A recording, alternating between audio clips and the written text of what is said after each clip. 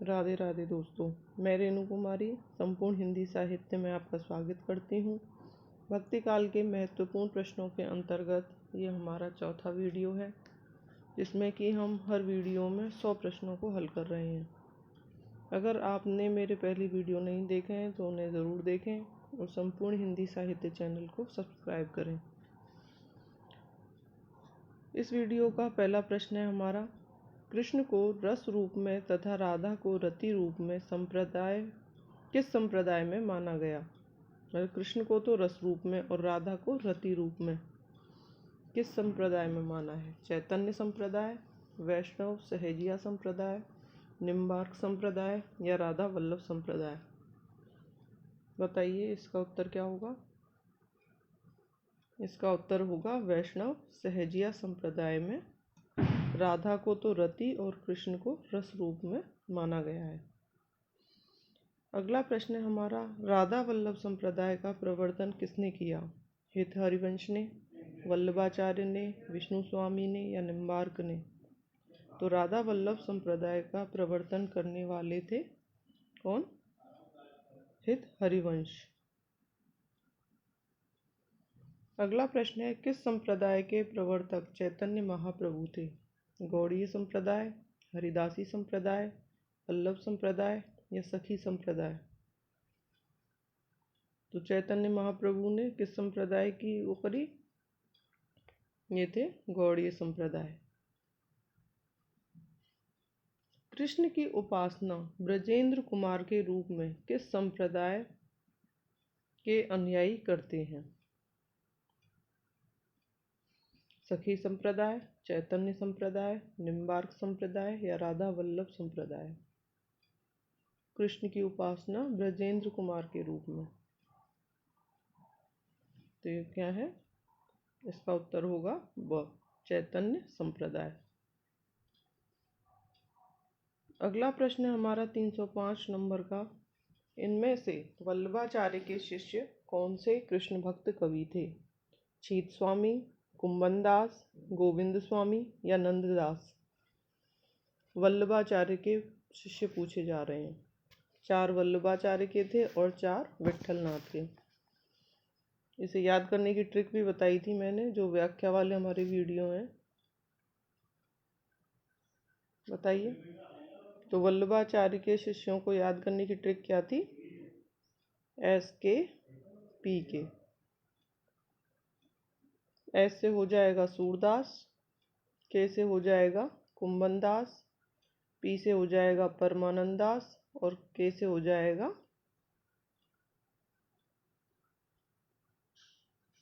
दूसरे के से हो जाएगा कृष्णदास। तो यहाँ पे किसका नाम आया है? बताइए। ये है कुंभनदास। और ये बाकी के 3 हैं, छीत स्वामी, गोविंद स्वामी और नंददास। तो विट्ठलनाथ के शिष्यों को याद करने की ट्रिक क्या थी? NCCG। N से नंद स्वामी, C से छीत स्वामी, दूसरे C से है चतुर्भुज दास और G से हो गया गोविंद स्वामी। तो ये हो गए विट्ठलनाथ के। अष्टछाप के कवियों की संख्या कितनी थी? 10, 12, 8 या 14? ये तो नाम से ही पता चल रहा है। अष्टछाप के कवियों की संख्या थी 8। नंददास को अष्टछाप में किसने दीक्षित किया था? वल्लभाचार्य ने, सूरदास ने, विट्ठलनाथ ने या किसी ने नहीं? तो नंददास को अष्टछाप में दीक्षित करने वाले कौन थे? विट्ठलनाथ। अष्टछाप के कवि किस मंदिर में कीर्तन सेवा करते थे? द्वारकाधीश मंदिर, बिहारी जी का मंदिर, श्रीनाथ जी का मंदिर या सभी में? तो अष्टछाप के जो कवि थे वो श्रीनाथ जी के मंदिर में कीर्तन सेवा करते थे। अष्टछाप की स्थापना कब हुई थी? 1500 ईस्वी, 1550 ईस्वी, 1565 ईस्वी या 1600 ईस्वी? तो अस्थि छाप की स्थापना हुई थी 1565 ईस्वी। सूरदास किसके शिष्य थे? वल्लभाचार्य के, विट्ठलनाथ के, नंददास के या माधवाचार्य के? तो सूरदास के गुरु कौन थे? ये थे वल्लभाचार्य। अगला प्रश्न है हमारा 311 नंबर। गोसाई विट्ठलनाथ जी ने पुष्टि मार्ग को जहाज किसे कहा था? किसे हो? वल्लभाचार्य को, सूरदास को, नंददास को या छीत स्वामी को? पुष्टि मार्ग को जहाज किसको कहा था? ये कहा था नाभादास, नहीं, सूरदास को।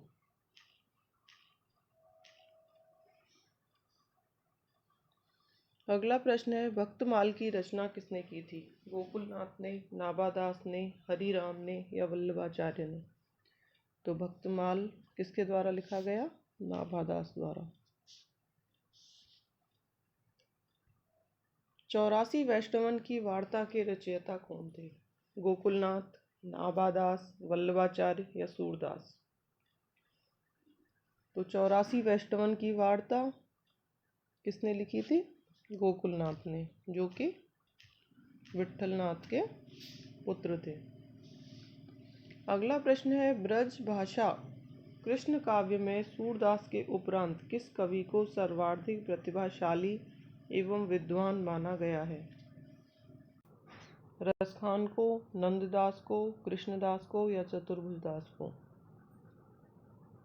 सूरदास के उपरांत सर्वाधिक प्रतिभाशाली और विद्वान पूछा गया है। तो सबसे पहले तो आते हैं सूरदास, दूसरे नंबर पे नाम आता है नंददास का। तो नंददास को सूरदास के उपरांत दूसरा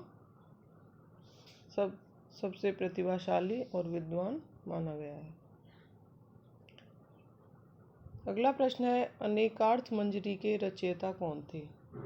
नंददास, सूरदास, हितहरिवंश, राम राय? तो अनेकार्थ मंजरी के रचयिता हैं नंददास।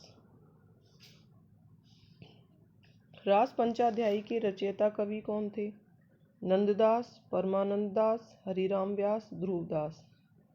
तो रास पंचाध्यायी के रचयिता हैं इसमें भी नंददास। अगला प्रश्न है युगल शतक के रचनाकार का नाम बताइए।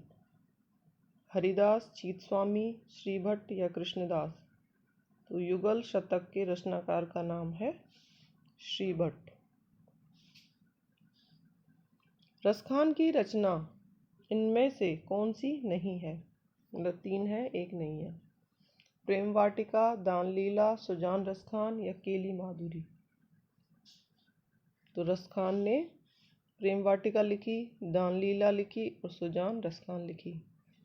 केली माधुरी इनकी नहीं है।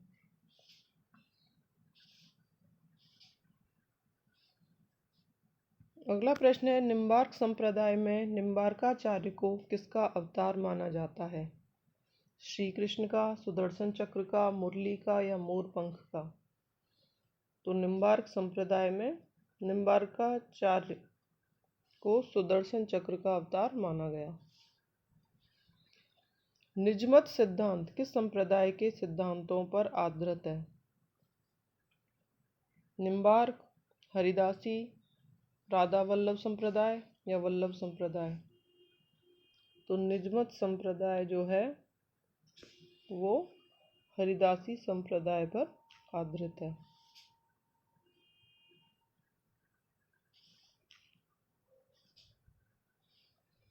अगला प्रश्न है तानसेन के गुरु कौन से आचार्य माने जाते हैं? स्वामी हरिदास, निम्बार्क, वल्लभाचार्य, हितहरिवंश? तो तानसेन को शिक्षा देने वाले कौन से आचार्य थे? स्वामी हरिदास। राजस्थान के सलेमाबाद में किस संप्रदाय की गद्दी है? हरिदासी संप्रदाय, राधा वल्लभ संप्रदाय, गौड़ीय संप्रदाय या निम्बार्क संप्रदाय? तो राजस्थान के सलेमाबाद में निम्बार्क संप्रदाय की गद्दी है।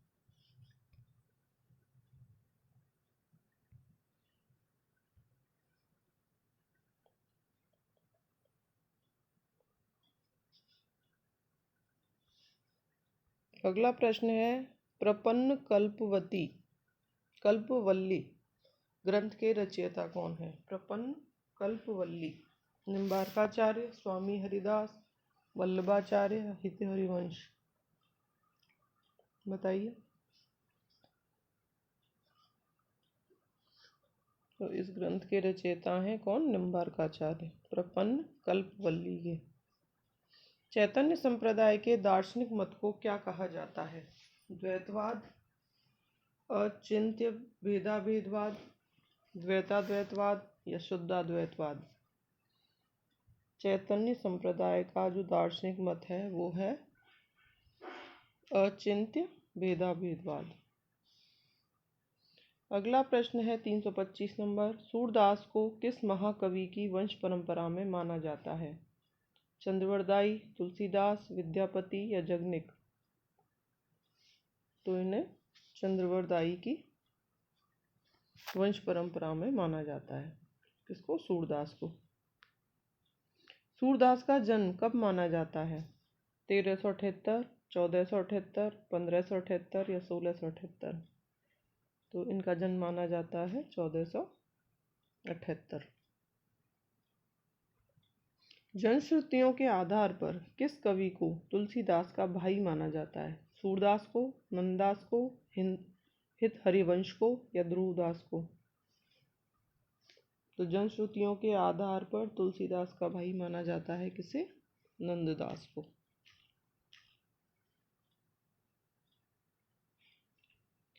हित 84 के रचयिता कौन हैं? स्वामी हरिदास, छीत स्वामी, हित हरिवंश या नंददास? तो हित 84 के हैं हित हरिवंश। अगला प्रश्न है, किस कृष्ण भक्त कवि ने 42 ग्रंथों की रचना की है? सूरदास, ध्रुवदास, नंददास या रसखान? तो 42 ग्रंथों की रचना करने वाले ध्रुवदास हैं। इनमें से कौन सा कवि मुसलमान था? सूरदास, नंददास, रसखान या कृष्णदास? बहुत इजी प्रश्न है ये, रसखान। इनमें से भंवर गीत के रचयिता कौन है? सूरदास, नंददास, रसखान, कृष्णदास? तो भंवर गीत के रचयिता हैं नंददास। उद्धव गोपी संवाद से युक्त काव्य को किस काव्य परंपरा के नाम से जाना जाता है? मतलब जिसमें उद्धव और गोपियों के बीच जो बातचीत हुई उससे युक्त काव्य परंपरा के अंतर्गत उद्धव शतक परंपरा, भ्रमर गीत काव्य परंपरा, भ्रमर गीत सार परंपरा या फिर कोई नहीं? तो ये भ्रमर गीत काव्य परंपरा के अंतर्गत उद्धव और गोपी संवाद आता है। अगला प्रश्न है, उद्धव शतक की रचना इनमें से किस कवि ने की है? नंददास ने, सूरदास ने, सत्यनारायण कविरत्न ने या रत्नाकर ने? तो उद्धव शतक की रचना करने वाले कौन है? रत्नाकर। गोकुल सबे गोपाल उपासी, यह पद किसका लिखा हुआ है? सूरदास का, रसखान का, मीरा का या ध्रुवदास का? गोकुल सबे गोपाल उपासी, तो यह है किसका? सूरदास का। इनमें से किस कवि की गोपियां सर्वाधिक भावुक हैं? रत्नाकर की, सूरदास की, नंददास की या सत्यनारायण कविरत्न की? तो सर्वाधिक भावुक जो गोपियां हैं वो किसके काव्य में देखने को मिलती हैं? सूरदास के। निर्गुण कौन देश को वासी पद में किसका खंडन किया गया है? सगुणोपासना, निर्गुणोपासना, भक्ति भावना या प्रेम भावना? निर्गुण कौन देश को वासी पद में किसका खंडन किया गया है? तो ये किया गया है निर्गुणोपासना का। अगला प्रश्न है, वात्सल्य एवं श्रृंगार का सम्राट किस कवि को कहा जाता है? नंददास को, ध्रुवदास को, चतुर्भुजदास को या सूरदास को? बताइए। श्रृंगार का सम्राट, वात्सल्य और श्रृंगार का सम्राट, ये कहा जाता है किसको? सूरदास को।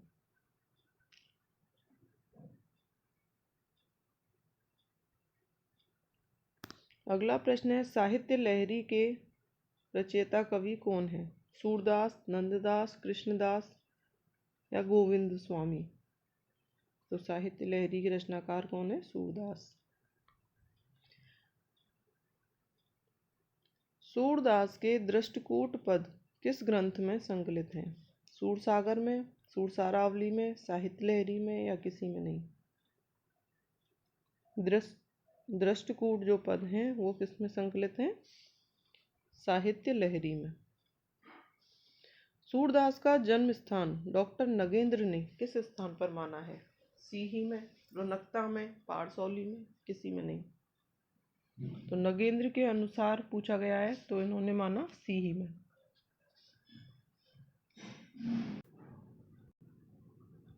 सूरदास की भक्ति भावना किस वर्ग के अंतर्गत आती है? दास्य भाव, सख्य भाव, माधुर्य भाव या कोई नहीं? तो सूरदास की भक्ति आती है किसके अंतर्गत? सख्य भाव के अंतर्गत। सूरसागर किसी चली आती हुई गीति काव्य परंपरा का, चाहे वह मौखिक ही रही हो, पूर्ण विकास का प्रतीक होता है। यह कथन किसका है? डॉक्टर नगेंद्र का, प्रभुदयाल मित्तल का, आचार्य शुक्ल का, हजारी प्रसाद द्विवेदी का? तो ये कथन किसका है? आचार्य शुक्ल का। सूरदास की भक्ति पद्धति का मेरुदंड पुष्टि मार्ग ही है, यह कथन किसका है? भक्ति पद्धति का मेरुदंड पुष्टि मार्ग ही है। प्रभुदयाल मित्तल, डॉक्टर नामवर सिंह, गणपति चंद्रगुप्त, आचार्य शुक्ल। तो ये कथन भी आचार्य शुक्ल के ही हैं। जापर दीना नाथ डरे, इस पद में किस प्रकार की भक्ति है? दास्य भाव, पुष्टि मार्ग, माधुर्य भाव या सख्य भाव? जापर दीना नाथ डरे, तो ये पुष्टि मार्ग के अंतर्गत आती है ऐसी भक्ति। नंददास की सर्वश्रेष्ठ कृति इनमें से कौन सी है?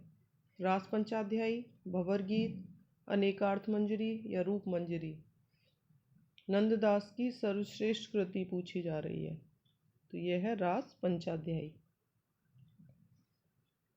नंददास ने किस ग्रंथ में रासलीला की आध्यात्मिक व्याख्या करते हुए कृष्ण, वृंदावन, मुरली, गोपी आदि को प्रतीक मानकर आध्यात्मिकता से जोड़ा है? रास पंचाध्यायी में, सिद्धांत पंचाध्यायी में, विरह मंजरी में या मान मंजरी में? तो इन्होंने सिद्धांत पंचाध्यायी में जो कृष्ण, वृंदावन, मुरली, गोपी जो आदि प्रतीक हैं उन्हें आध्यात्मिकता से जोड़ा है। नंददास ने प्रेमाख्यानक काव्य परंपरा के किस ग्रंथ की रचना की है? रस मंजरी की, रूप मंजरी की, अनेकार्थ मंजरी की या भंवर गीत की? तो प्रेमाख्यानक काव्य परंपरा के अंतर्गत पूछा है तो वो रचना कौन सी है? रूप मंजरी। अगला प्रश्न है, इनमें से कौन सा ग्रंथ नंददास का नहीं है? प्रेम बारह खड़ी, श्याम सगाई, माधवानल काम कंदला या रुक्मणी मंगल? तो नंददास के तीन हैं, कौन कौन से? प्रेम बारह खड़ी है, श्याम सगाई भी है और रुक्मणी मंगल है। ये माधवानल काम कंदला नहीं है, तो यही हमारा उत्तर हो जाएगा। अगला प्रश्न है, भंवर गीत का मूल प्रेरणा स्रोत कौन सा पुराण है? श्रीमद् भागवत पुराण, नारद पुराण, शिव पुराण या हरिवंश पुराण?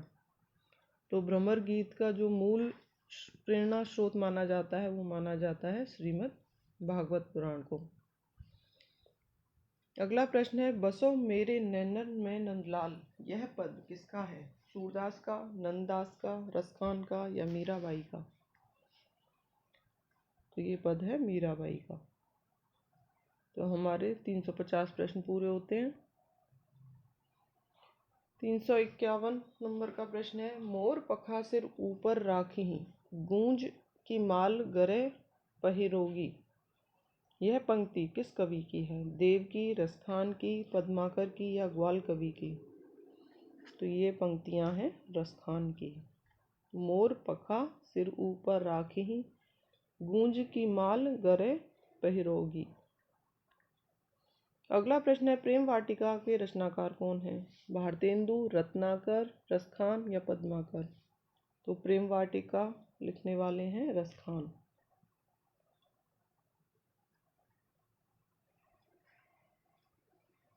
अगला प्रश्न है, रसखान का जन्म कब हुआ था? 1508 में, 1533 में, 1618 में, 1614 में? तो रसखान का जन्म माना जाता है 1533 ईस्वी में। या लकुटी और कामर या पर राज तिहुपुर को तजिडारो, यह पंक्ति किस कवि की है? रसखान की, देव कवि की, ग्वाल कवि की या नरोत्तम दास? तो ये पंक्ति हैं रसखान की। सूरसागर का काव्य रूप क्या है? प्रबंध काव्य, महाकाव्य, खंड काव्य या गीति मुक्तक काव्य? तो सूरसागर का काव्य रूप क्या है? गीति मुक्त काव्य। मीराबाई की भक्ति किस प्रकार की है? दास्य भाव, सख्य भाव, माधुर्य भाव या पुष्टि भाव? तो मीराबाई की भक्ति मानी जाती है माधुर्य भाव की। अष्टछाप की स्थापना का श्रेय किस आचार्य को है? वल्लभाचार्य, विट्ठलनाथ, हितहरिवंश या रूप गोस्वामी को? बताइए। अष्टछाप की स्थापना का श्रेय जाता है किसको? विट्ठलनाथ को, जिसमें इन्होंने अपने जो पिता थे वल्लभाचार्य के 4 शिष्यों को शामिल किया और 4 स्वयं के थे। इस तरह से इन्होंने अष्टछाप की स्थापना की थी। कृष्ण गीतावली के रचयिता कवि कौन है? तुलसीदास, सूरदास, नंददास, रसखान? तो कृष्ण गीतावली के रचयिता कवि कौन है? तुलसीदास। इनमें से अष्टछाप का कवि कौन है? ध्रुवदास, नाभादास, परमानंद दास, मदन मोहन दास? बताइए। तो ये कौन है? परमानंद दास।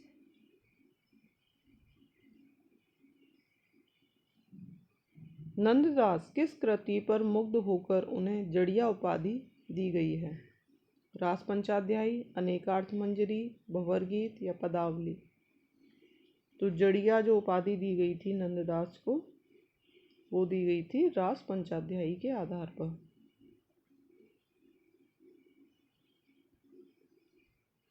रास पंचाध्यायी में किस छंद का प्रयोग किया गया है?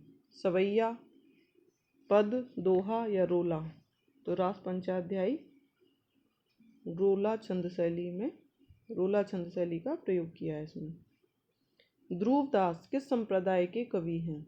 वल्लभ संप्रदाय के, निम्बार्क संप्रदाय के, राधा वल्लभ संप्रदाय के या चैतन्य संप्रदाय के? तो ध्रुवदास राधा वल्लभ संप्रदाय के कवि हैं। अगला प्रश्न है, इन मुसलमान हरिजनन पे कोटिन हिंदुन वारिये, भारतेंदु जी ने यह पंक्ति किस कवि के लिए कही है? रहीम के लिए, रसखान के लिए, मुल्ला दाऊद के लिए या जयसी के लिए? तो ये पंक्ति कही गई थी रसखान के लिए। रसखान की दीक्षा गुरु कौन थे? रसखान के जो दीक्षा गुरु थे वो कौन थे? विट्ठल स्वामी, गोस्वामी विट्ठलनाथ, वल्लभाचार्य, माधवाचार्य या स्वामी हरिदास? तो इनके दीक्षा गुरु थे गोस्वामी विट्ठलनाथ। मीरा का अंतिम समय किस मंदिर में व्यतीत हुआ था? द्वारिकाधीश मंदिर, श्रीनाथ जी मंदिर, रणछोड़ मंदिर या बिहारी जी मंदिर? तो मीराबाई का अंतिम समय रणछोड़ जी मंदिर में व्यतीत हुआ था। किस संप्रदाय में गद्दी सेवा का विधान है? वल्लभ संप्रदाय, सखी संप्रदाय, राधा वल्लभ संप्रदाय या गौड़ी संप्रदाय? तो गद्दी सेवा का विधान राधा वल्लभ संप्रदाय में किया गया है। संतन को कहाँ सीकरी सौ काम, यह प्रसिद्ध पंक्ति किसकी है? सूरदास की, कुंभन दास की, परमानंद दास की या नंद दास की? तो ये पंक्ति है कुंभन दास ने लिखी। कब? जब उन्हें अकबर उस समय राजा थे और इन्हें अपन खुद से मिलने के लिए बुला रहे थे, उस समय इन्होंने ये पंक्ति लिखी। इनमें से कौन गोस्वामी विट्ठल नाथ का शिष्य नहीं था? अगर आप वो ट्रिक याद करते हैं तो आप ये बहुत आसानी से याद रख सकते हैं कि वल्लभाचार्य जी के कौन थे और विट्ठल नाथ जी के कौन थे। वल्लभाचार्य जी के तो कौन थे? SKPK और विट्ठल नाथ के थे NCCG। अब इसमें विट्ठल नाथ के शिष्य नहीं थे पूछा है। सूरदास, चीत स्वामी, गोविंद स्वामी या नंददास? तो N से नंददास हो गया, ये तो थे। C से चीत स्वामी हो गया, G से गोविंद स्वामी हो गया। अब S किस में है? विट्ठल वल्लभाचार्य के में, तो ये सूरदास हो गए वल्लभाचार्य जी के, तो यही नहीं थे। ये हमारा उत्तर हो जाएगा। श्रीमद् भागवत पुराण में इनमें से किसका उल्लेख नहीं है? कृष्ण का, राधा का, गोपी का या ग्वाल का? तो श्रीमद् भागवत पुराण में राधा जी का उल्लेख नहीं किया गया है। भ्रमर गीत में कौन सा रस प्रमुख है? शांत रस, संयोग श्रृंगार, वियोग श्रृंगार या वात्सल्य? श्रृंगार सब जगह गलत दिखाता है। भ्रमर गीत में कौन सा रस प्रमुख है? तो ये है वियोग श्रृंगार। गदाधर भट्ट किस संप्रदाय के कवि हैं? चैतन्य संप्रदाय, सखी संप्रदाय, वल्लभ संप्रदाय या राधा वल्लभ संप्रदाय? बताइए। गदाधर भट्ट हैं चैतन्य संप्रदाय से संबंधित। कृष्ण भक्त के लिए परिवारजन की प्रताड़ना किसने सहन की? रसखान ने, नंददास ने, मीराबाई ने या सहजोबाई ने? तो ये की थी मीराबाई ने, क्योंकि जब ये भक्ति करती थी तो इनके परिवार के जो लोग थे उन्हें ये बिल्कुल पसंद नहीं था, तो ये अपना घर छोड़कर भक्ति में लीन हो गई। पुष्टि मार्ग के संस्थापक आचार्य कौन थे? रामानुजाचार्य, वल्लभाचार्य, विट्ठलनाथ या स्वामी हरिदास? तो पुष्टि मार्ग के संस्थापक हैं कौन? वल्लभाचार्य। सूरदास किस रस का कोना कोना झांक आए हैं? वात्सल्य, शांत, करुण या रौद्र? तो ये है वात्सल्य रस। सूरदास के पदों में वात्सल्य रस अधिकाधिक मिलता है। 375 नंबर का प्रश्न है, श्रृंगार रस मंडन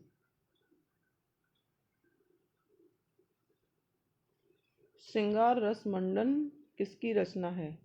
वल्लभाचार्य की, विट्ठलनाथ की, नंददास की, ध्रुवदास की? बताइए। तो ये है विट्ठलनाथ की। संख्या की दृष्टि से सर्वाधिक रचनाएं कृष्ण भक्त कवियों में किसकी हैं? नंददास, ध्रुवदास, सूरदास, मीराबाई? तो सर्वाधिक रचनाएं लिखी किसने? ध्रुवदास ने। कृष्ण भक्त कवियों में पूछा जा रहा है। सूरदास ने कृष्ण के किस रूप का चित्रण किया है? लोकरक्षक, लोकरंजक, योगेश्वर या परब्रह्म? बताइए। तो सूरदास ने कृष्ण के लोकरंजक रूप का चित्रण किया है। मेरे तो गिरधर गोपाल दूसरों न कोई, यह पंक्ति किसकी है? मीराबाई की, सहजोबाई की, रसखान की, सूरदास की? तो ये पंक्ति है किसकी? मीराबाई की। सर्वाधिक तर्कशिला गोपियां किस कवि की हैं? सूरदास की, नंददास की, रत्नाकर की, कवि रत्न की? तो सर्वाधिक तर्कशिला जो गोपियां हैं वो हैं किसकी? नंददास की। साहित्य लहरी की विषय वस्तु क्या है? नायिका भेद, छंद शास्त्र, पर्याय कोश या रस? साहित्य लहरी की विषय वस्तु पूछी गई है, तो यह है नायिका भेद। भगवत कृपा के लिए वल्लभाचार्य जी ने कौन सा शब्द दिया है? कृपा, करुणा, पुष्टि या दया? तो वल्लभाचार्य जी ने पुष्टि शब्द दिया था। मीराबाई की भाषा किस कोटि में आती है? ब्रज भाषा, राजस्थानी खड़ी बोली या राजस्थानी मिश्रित ब्रज भाषा? तो मीराबाई ने जो रचनाएं की या जो पद लिखे वो लिखे थे राजस्थानी मिश्रित ब्रज भाषा में।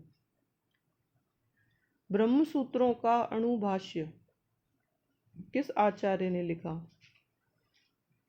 मतलब ब्रह्म सूत्रों पर जो अणुभाष्य लिखा था वो किसने लिखा? शंकराचार्य ने, माधवाचार्य ने, वल्लभाचार्य ने या निम्बार्क ने? तो अणुभाष्य लिखने वाले थे वल्लभाचार्य। गोसाई विठलनाथ जी का जन्म कब हुआ था? 1500 में, 1515 ईस्वी में, 1600 में या 1615 ईस्वी में? तो गोसाई विठलनाथ जी का जन्म हुआ था 1515 ईस्वी में। रसखान की किस रचना में राधा कृष्ण को माली मानकर प्रेमोद्यान का वर्णन करते हुए प्रेम के गूढ़ तत्व का सूक्ष्म विवेचन किया गया है? सुजान रसखान में, प्रेम वाटिका में, दानलीला में या अष्टछाप में? तो ये किया गया है प्रेम वाटिका में। मीराबाई का समय इनमें से क्या है? 15वीं शती, 16वीं शती, 17वीं शती या कोई नहीं? तो मीराबाई का समय माना जाता है 16वीं शती। कौन सी रचना नंददास की नहीं है? अनेकार्थ मंजरी, रास पंचाध्यायी, गोवर्धन लीला, प्रेम वाटिका? तो नंददास की जो रचना है वो इनमें से प्रेम वाटिका नहीं है, जबकि अनेकार्थ मंजरी, रास पंचाध्यायी और गोवर्धन लीला ये नंददास की रचनाएं हैं। वृंदावन में मीरा की भेंट किस कृष्ण भक्त से हुई थी? रूप गोस्वामी से, जीव गोस्वामी से, वल्लभाचार्य से या विठलनाथ से? बताइए। मीराबाई की भेंट हुई थी किससे? जीव गोस्वामी से। युगल शतक किस संप्रदाय से संबंधित है?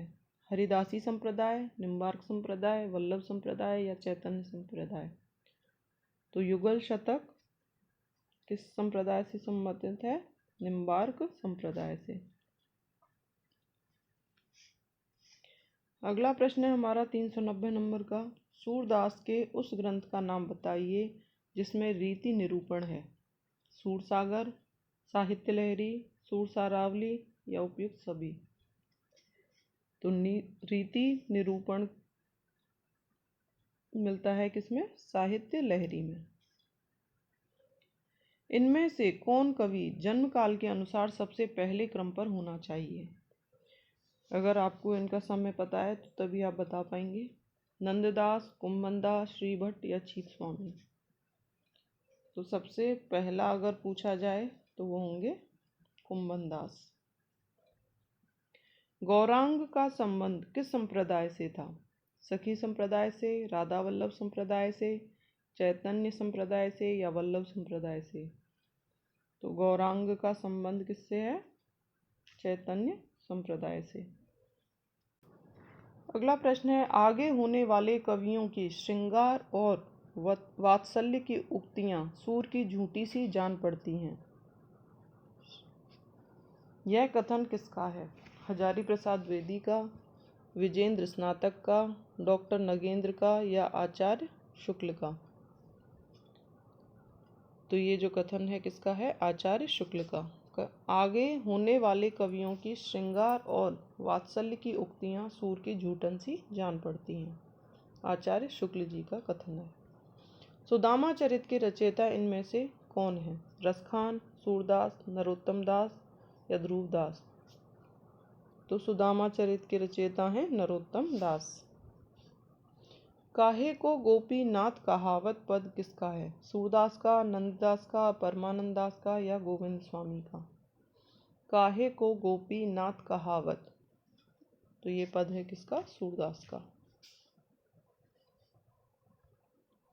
अगला प्रश्न है हमारा, ये सुमेलित करने वालों में से है। निम्नलिखित सूचियों को सुमेलित कीजिए। कौन सी रचना किसने लिखी? भ्रमर गीत और भंवर गीत। एक है भ्रमरदूत और एक है उद्धव शतक। इनके रचनाकार बताने हैं। आगे नाम दे रखे हैं, बताइए कौन सा सही होगा, पढ़िए अपने आप। तो भ्रमर गीत के रचनाकार कौन है? सूरदास, नंबर 2 से। भंवर गीत के रचनाकार कौन है? भंवर गीत के हैं नंददास। भ्रमर दूत के रचनाकार हैं सत्यनारायण कविरत्न और उद्धव शतक के हैं जगन्नाथ दास रत्नाकर। तो पहले में आ जाएगा सूरदास, 2 नंबर पे किसमें?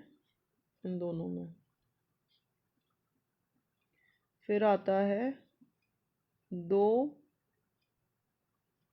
4,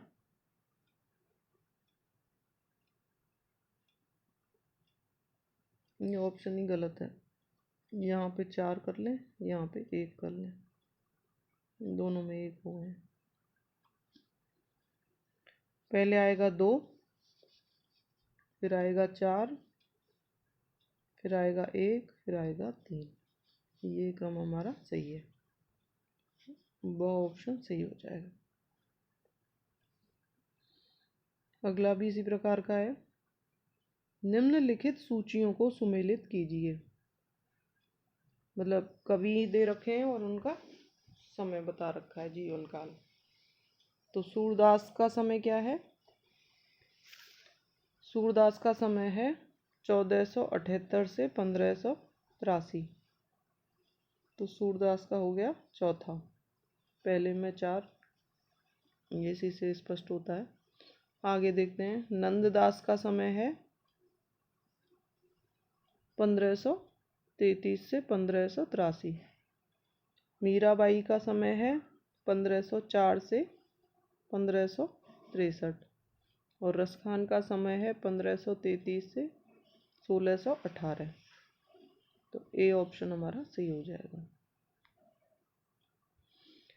अष्ट सखाओं के लीलात्मक स्वरूप आदि का विस्तार पूर्वक उल्लेख किस ग्रंथ में मिलता है?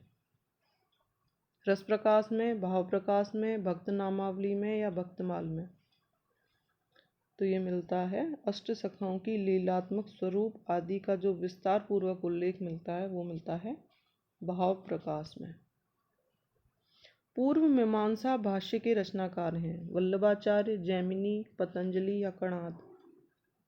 तो पूर्व मीमांसा भाष्य के रचनाकार हैं वल्लभाचार्य। अगला प्रश्न है वल्लभाचार्य, ये हमारा आखिरी प्रश्न है। वल्लभाचार्य के संपर्क में आने से पूर्व सूर किस भाव की भक्ति करते थे? तो ये करते थे, बताइए, सख्य भाव की, माधुर्य भाव की, वात्सल्य भाव की या दास्य भाव की? तो ये करते थे दास्य भाव की, वल्लभाचार्य के संपर्क में आने से पहले। और फिर बाद में किसकी करने लगे? सखा भाव की। इसमें पहली पूछी गई है तो इसमें दास्य भाव आएगा।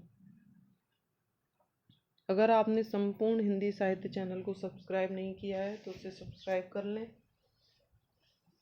और आपको मेरे वीडियो कैसे लगते हैं कमेंट करके ज़रूर बताएं। राधे राधे दोस्तों।